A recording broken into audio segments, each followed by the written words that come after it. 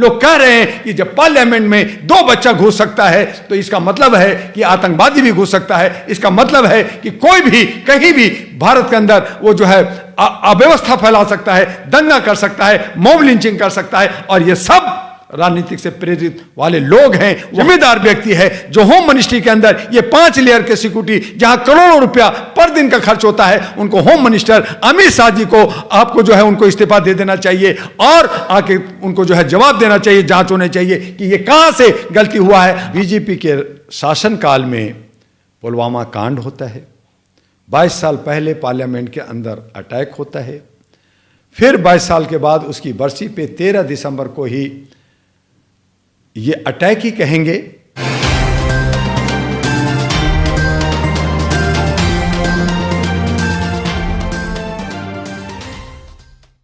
नमस्कार, मैं सुनील अभय और आप देख रहे हैं HD न्यूज़ इंडिया।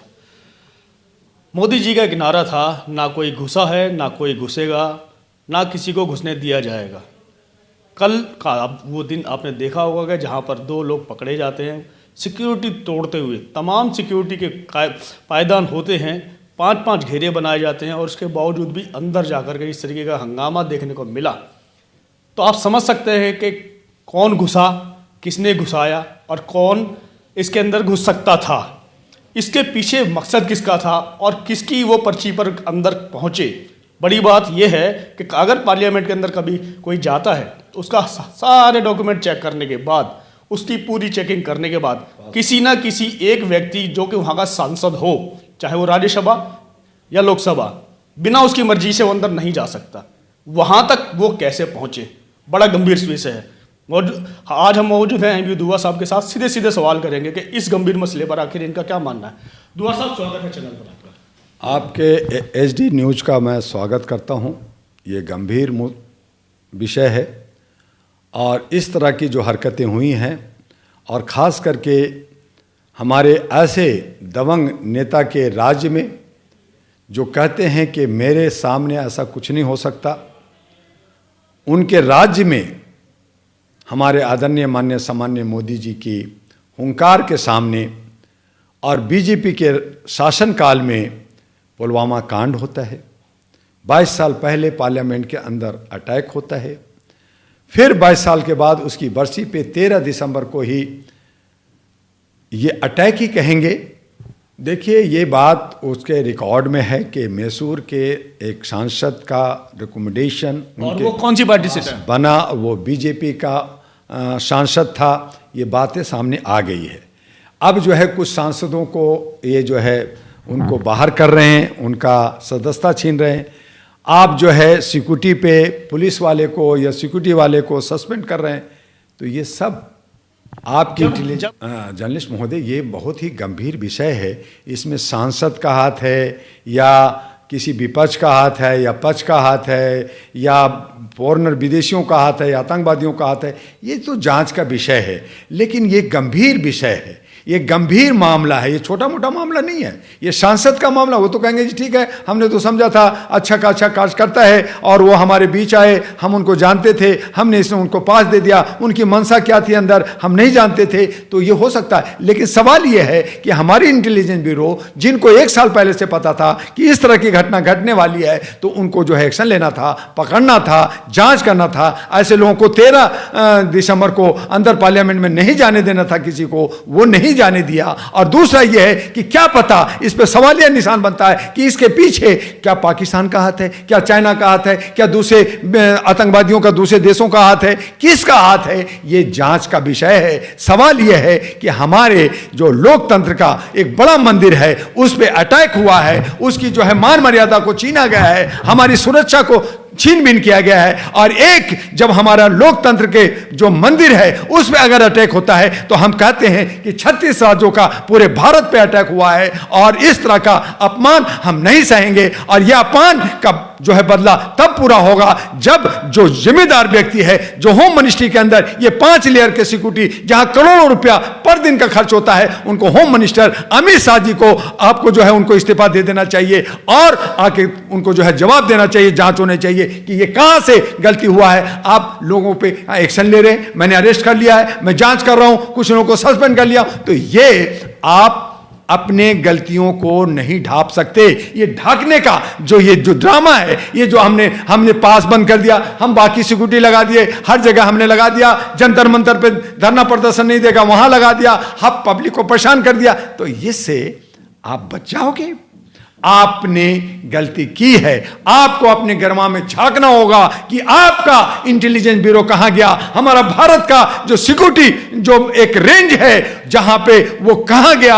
आज पूरे 203 कंट्री में थू थू हो रहा है। लोग कह रहे हैं कि जब पार्लियामेंट में 2 बच्चा घुस सकता है तो इसका मतलब है कि आतंकवादी भी घुस सकता है, इसका मतलब है कि कोई भी कहीं भी भारत के अंदर वो जो है अव्यवस्था फैला सकता है, दंगा कर सकता है, मॉब लिंचिंग कर सकता है, और ये सब राजनीतिक से प्रेरित वाले लोग हैं। वहां पे कहा जाता है तुम तानाशाह हो, वहां पे कहा जाता है मैं बेरोजगार हूं, वहां पे कहा जाता है जय भीम, वहां पे कहा जाता है कि इस तरह की नारे लगते हैं। ये अभी आपने मतलब क्या है, अभी आपने एक बात बनता है, उसकी जांच और इंक्वायरी होकर के और उस पर एक्शन होनी चाहिए कि नहीं होनी। वहां पे जो तथाकथित सारे मीडिया थे, जो स्ट्रीम मीडिया थे, उन्होंने जो है वो फोक का जो दिखा करके और वो जो है टीआरपी ले रहे थे, देश को बदनाम करने की कोशिश कर रहे हैं, एक संस्था को बदनाम करने की कोशिश है, एक समूह को बदनाम करने की कोशिश है।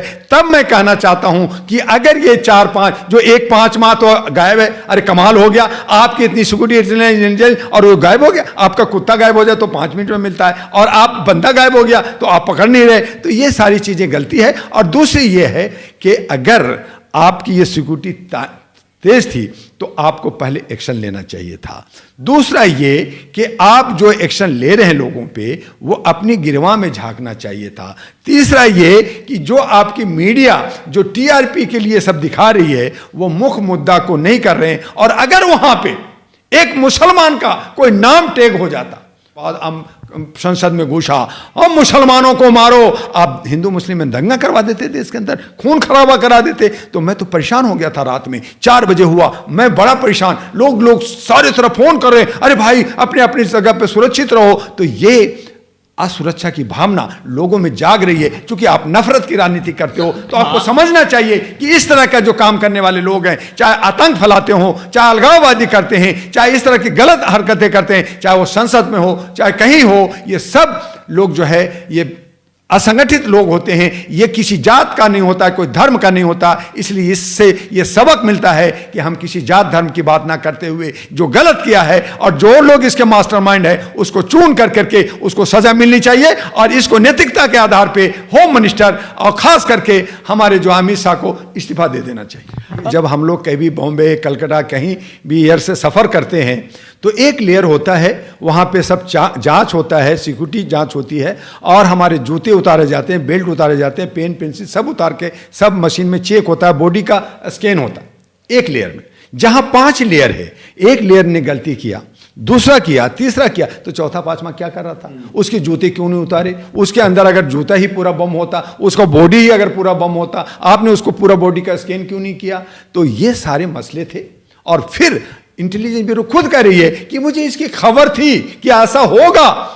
तो ऐसा अगर होगा, ये खबर थी, तो 13 दिसंबर जब आप जानते थे कि ये बरसी है, आप जानते थे कि 13 दिसंबर को पार्लियामेंट में अटैक हुआ है, हो सकता है ऐसा हो सकता है, तो आपको ज्यादा सतर्क रहना चाहिए था, ज्यादा सिक्योरिटी होना चाहिए था, आपको पब्लिक को एंट्री नहीं बंद कर देना चाहिए था उस दिन, सेम डे बंद। तो आपने जानबूझ के ये सब किया। इसका मतलब यह है कि आप जो है आपने ये मान लिया ऐसी जो घटना घटी है वो दोबारा ना हो, और ऐसा क्यों हुआ इसकी पूरी गहन जांच हो, और दोबारा ना हो उसके लिए जो है आपकी क्या कदम है इसकी घोषणा होनी चाहिए। ना कि आप सस्पेंड कर दें, आप एक्शन ले लिया, आप पकड़ लिया और नहीं एक पकड़ा गया, क्यों नहीं पकड़ा गया, ये हमारा सवाल उठता है। तो ये थे हमारे साथ एमयू दुआ साहब। और एक बहुत बड़ी बात यह है कि कल का ही वो दिन था जो कि बरसी के रूप में मनाया जाता है। पहले भी एक बार संसद पर हमला हुआ था तो देखा गया था आतंकवादी हमला करार करके उसके जो दोषी थे उनको सजा भी हुई थी। अब इस केस में मामले में कि जिस तरीके से हल्कापन लाने की बात करी जा रही है, ढीलापन लाने की बात करी, कुछ लोगों का कहना है कि वहाँ जय भीम बोला गया, लेकिन कुछ लोगों का कहना है कि वहाँ जय हिंद बोला गया और हिंद को जो है भीम के नाम में कन्वर्ट करके भीम को बदनाम करने की कोशिश हो रही है। अब ये देखने वाली बात है, जांच की विषय है, सोचने की बात है। और जितनी भी तमाम एजेंसियां हैं वो आखिर कर क्या रही थी? गृह मंत्रालय क्योंकि सबके सर्वोपरि होता है, सर्वोच्च होता है, गृह मंत्रालय ने इसके ऊपर अभी तक कोई भी निर्णय क्यों नहीं लिया है? डेली का खर्च होता है सिक्योरिटी। क्या वजह है? इसकी जांच तो होनी ही चाहिए। और इसी के साथ मैं सुनील अभय, HD न्यूज़ इंडिया। धन्यवाद।